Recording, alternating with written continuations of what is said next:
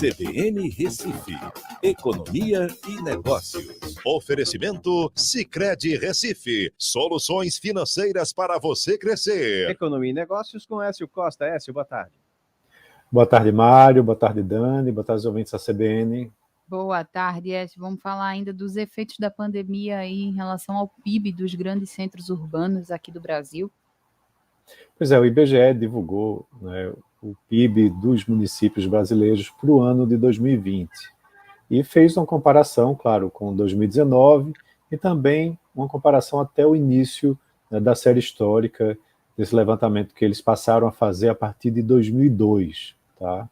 E aí tem várias análises interessantes. Primeiro que, no ano da pandemia, os municípios que dependem muito do setor de serviços foram mais prejudicados, né, com justamente os efeitos da pandemia.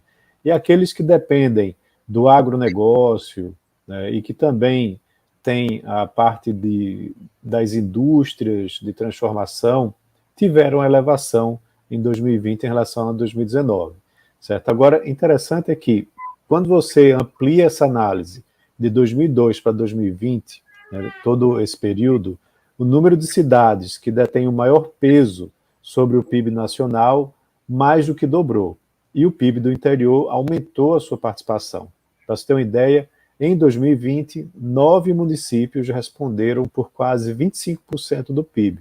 São Paulo, Rio de Janeiro, Brasília, Belo Horizonte, Manaus, Curitiba, Osasco, Porto Alegre e Guarulhos.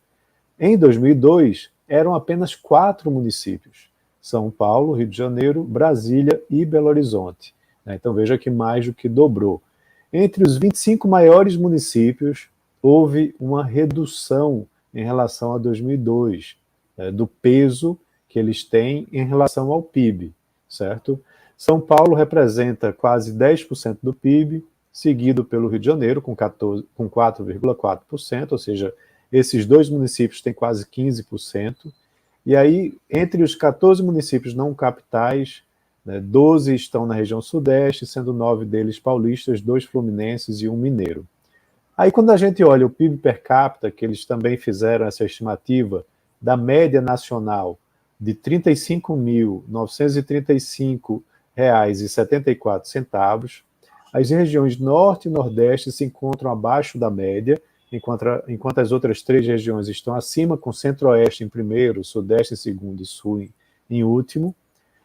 As metrópoles e capitais regionais ficam acima e os centros locais ficam abaixo dessa média. O semiárido tem o menor PIB per capita de todas as regiões de interesse que são apresentadas, então é a região mais pobre do país.